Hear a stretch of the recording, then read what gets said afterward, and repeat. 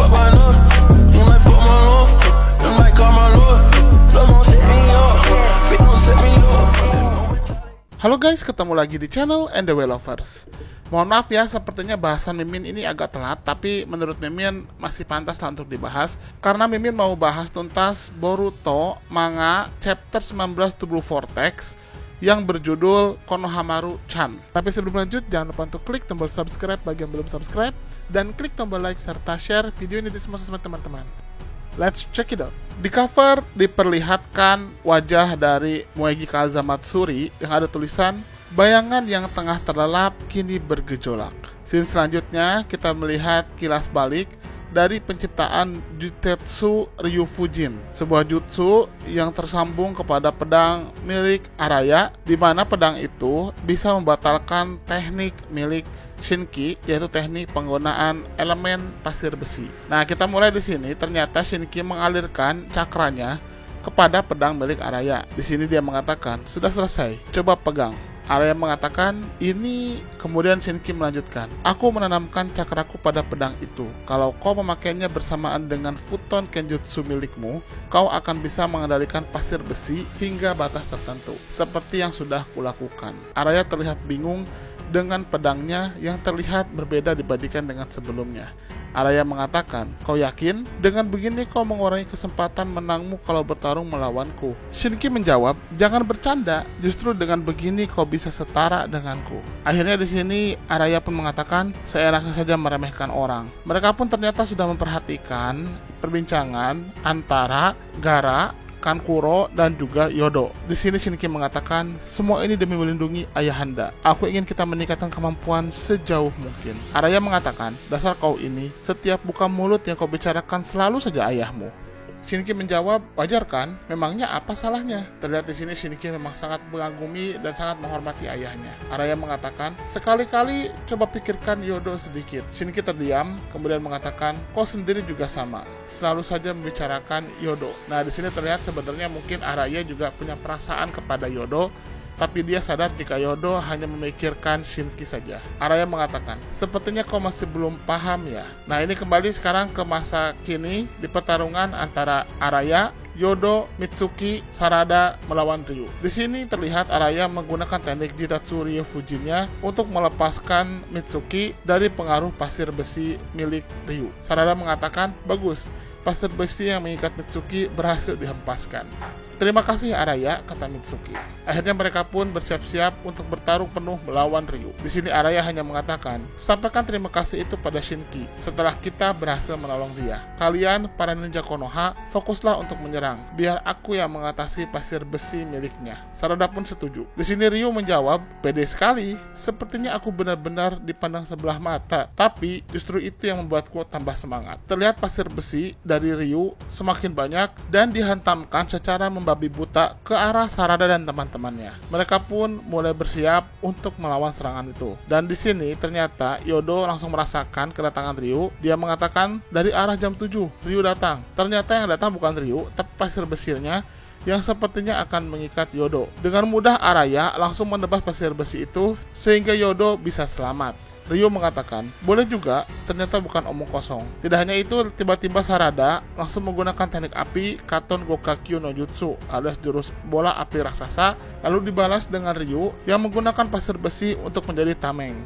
Tanpa disadari oleh Ryu, di belakangnya tiba-tiba muncul ular besar milik Mitsuki. Ular itu langsung mengikat Ryu sampai Ryu tidak bisa bergerak. Mitsuki ternyata langsung menggunakan mode Sage ularnya untuk memperkuat serangannya. Ular-ular yang muncul ini benar-benar ular cakra yang lebih kuat dibandingkan dengan ular-ular biasa. Di sini Ryu ternyata bisa langsung menghancurkan dirinya dan kemudian membentuk kembali tubuhnya seperti seolah-olah tubuhnya ini sebenarnya terbuat dari pasir besi. Mitsuki pun kaget karena Ryu tiba-tiba tidak muncul di hadapan mereka. Yodo mengatakan, "Apakah kita berhasil?" Mitsuki menjawab, "Tidak, belum." Dia menghindari serangan dengan mengubah dirinya menjadi serpihan. Rupanya dia juga mampu mengubah tubuhnya menjadi pasir besi. Araya mengatakan, "Berhati-hatilah supaya tidak dikendalikan lagi."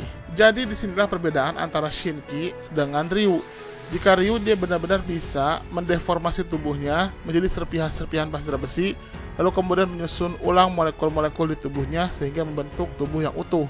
sedangkan Shinki dia tidak bisa mendeformasi tubuhnya. Yodo pun mengatakan, semuanya dengarkan aku. Meski hanya sedikit, dari arah jam 2 terdengar suara gesekan antara pasir yang keras. Sarada pun langsung mulai waspada. Yodo melanjutkan, kemungkinan dia ada di sana. Araya pun mengatakan, serahkan padaku. Dia pun kemudian menciptakan teknik Jitetsu Ryufujinnya, yang kali ini tidak dilakukan untuk menebas, tapi justru untuk memaksa Ryu membentuk ulang tubuhnya sendiri. Sehingga tubuhnya yang sebelumnya berupa serpihan-serpihan pasir besi, mau tidak mau akan terkumpul kembali. Ketika tubuhnya terkumpul kembali, Ryu mengatakan dia ternyata juga bisa mengumpulkan pasir besi. Dan kemudian Araya mengatakan, sekarang serang dia. Mitsuki pun langsung menyerang dengan ular cakranya. Di sini terlihat ular cakra itu berhasil mengenai Ryu, bahkan tidak hanya itu, berhasil melukai Ryu dengan cukup parah. Ryu terlihat berusaha untuk kabur, tapi Sarada kemudian langsung menyerang sambil mengatakan, tidak akan kubiarkan kau lolos. Dia pun langsung menggunakan teknik Chidori untuk benar-benar melukai Ryu. Terlihat Ryu mendeformasi lagi tubuhnya dan kembali lagi menjadi serpihan besi. Yodo menanyakan, apa dia sudah tumbang? Sarada menjawab, tidak, lukanya terlalu dangkal. Dia masih bersembunyi dengan menjadi pasir. Araya mengatakan, kejar dia sampai kemanapun. Di sisi lain, Konohamaru masih harus berjibaku melawan Matsuri. Matsuri yang penuh dengan kecemburuan dan kemarahan ingin langsung memakan Konohamaru. Di sini Matsuri mengatakan, aku hanya ingin memanggilmu Konohamaru-chan. Kenapa tidak boleh? Konohamaru mengatakan, aku sudah bilang berkali-kali kan, aku tidak suka. Dipanggil begitu bikin perasaanku tidak enak tahu. Ternyata di situ rambut Matsuri langsung mengerubungi kepala Konohamaru. Matsuri mengatakan, gara-gara perempuan sialan itu, padahal kau memperbolehkan Moegi si perempuan jalan itu memanggilmu begitu. Itu tidak adil namanya. Konohamaru mengatakan, kalau aku bilang tidak suka, ya tidak suka. Kenapa sih malah cari-cari alasan lain? Matsuri mengatakan, jangan seenaknya dong. Itu kan cuma nama. Aku bebas memanggilmu dengan nama apapun kan? Konohamaru menjawab, justru kau yang seenaknya. Dan lagi, itu hanya nama panggilan. Kenapa kau begitu terobsesi? Matsuri menjawab, seenaknya saja bicara. Yang terobsesi itu justru kau kan, Sarutobi. Di sini terlihat sekali Matsuri sangat marah. Ternyata apa yang dilakukan Matsuri kepada Konohamaru diperhatikan dengan seksama oleh teknik Sendrigan dari Eida. Eida mengatakan, ini hanya dugaanku, tapi kurasa masalahnya bukan pada nama panggilan itu sendiri, tapi dia terobsesi pada hubungan yang memungkinkan lahirnya nama panggilan itu. Kau ini tidak peka ya, Konohamaru-chan. Maksudnya di sini, Matsuri itu mengincar agar Konohamaru mau jadi pacarnya. Jadi sebenarnya nama Konohamaru-chan itu sebenarnya adalah awal agar mereka bisa pacaran. Di sini, Kashin Koji langsung menanyakan kepada Eida, Eida, bagaimana situasi di sana? Eida menjawab, Konohamaru dalam bahaya besar. Dia membuat Matsuri murka, dan sekarang Matsuri hampir melahapnya. Boruto langsung mengatakan, bagaimana dengan Sarada dan yang lainnya? Apa mereka berhasil mengalahkan Ryu? Eida mengatakan, sejauh ini mereka unggul, tapi entah bagaimana mereka akan mengakhirinya. Yang jelas, untuk saat ini mustahil bagi mereka untuk membantu Konohamaru. Boruto terlihat bergegas untuk membantu mereka. Kashin Koji langsung mengatakan, aku mengerti perasaanmu yang ingin segera ke sana, tapi tahanlah, sekarang bukan saatnya. Boruto pun mengikuti permintaan dari Kashin Koji. Di sisi lain, di markas dari para Ego Shinju alias para Hito Shinju, terlihat Jura bersama dengan Mamushi dan juga Hidari sedang berbincang-bincang. Jura mengatakan, menurutku kehidupan yang ideal adalah mengikuti naluri untuk mencapai suatu tujuan yang bernama evolusi. Namun, karena sifat sosial dalam diri manusia, mereka mengekang diri dengan belenggu yang bernama rasionalitas, sehingga menghalangi naluri untuk mencapai evolusi. Ancaman itu muncul karena manusia memiliki akal.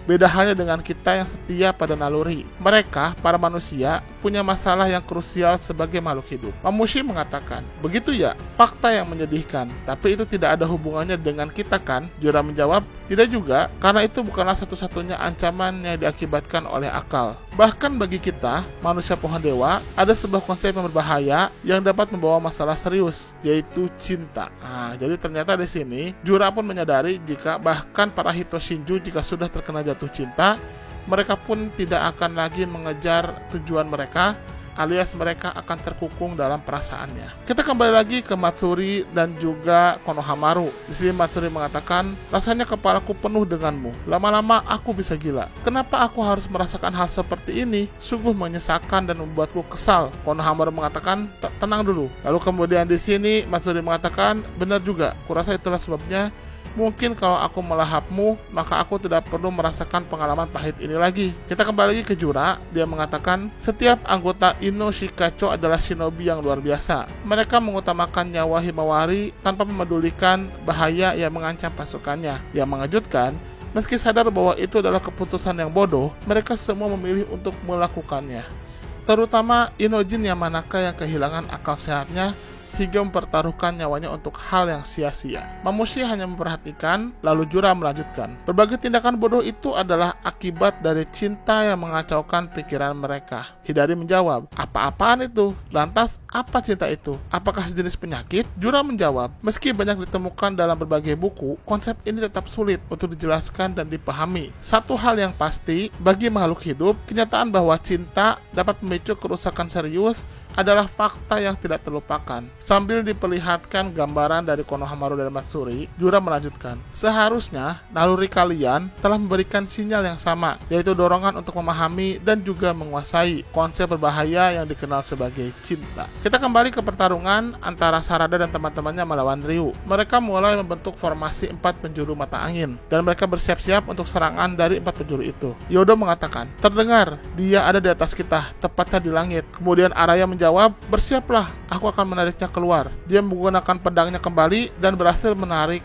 Ryu keluar sambil mengatakan, percuma saja, beberapa kali pun kau bersembunyi. Terlihat di situ, Ryu mengeluarkan sesuatu dari tanda cakar miliknya alias Sumeatonya. Ternyata dia memanggil para Sumeaka. Araya sangat kaget. Apa? Sarada pun mengatakan, itu para Sumeaka. Dan terlihat para Sumeaka itu mulai menyerang semuanya. Untungnya saja, di sini Mitsuki menggunakan ular-ular cakranya untuk langsung menerkam para Sumeaka itu. Di sini juga Sarada membantu dengan teknik apinya yaitu Hosenka no Jutsu untuk membakar para Sumeaka yang datang dari atas. Tapi sayangnya jumlah mereka semakin banyak sehingga teknik yang digunakan oleh Mitsuki dan Sarada tidak ada pengaruhnya.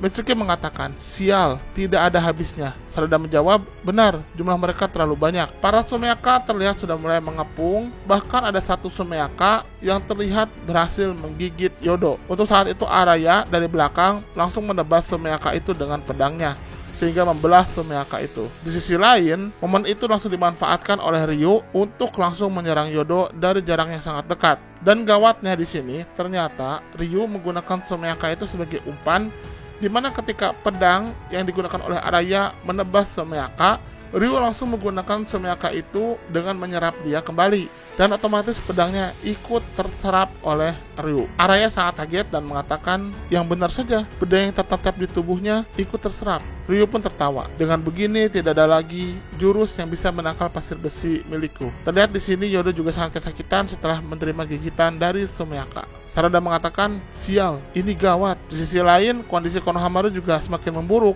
Dia semakin dililit oleh Matsuri. Di sini Konohamaru pun sepertinya akan dimakan oleh Matsuri. Matsuri mengatakan, nah, mari kita bersatu, Konohamaru-chan. Apakah pada akhirnya Konohamaru akan berhasil dimakan oleh Matsuri? Lalu apakah pada akhirnya juga Ryu akan memenangkan pertarungan melawan Sarada dan teman-temannya? Kita nantikan saja di Boruto Manga Chapter 20 To Blue Vortex. Bagaimana menurut teman-teman? Silahkan berikan komentarnya di kolom komentar. Terima kasih.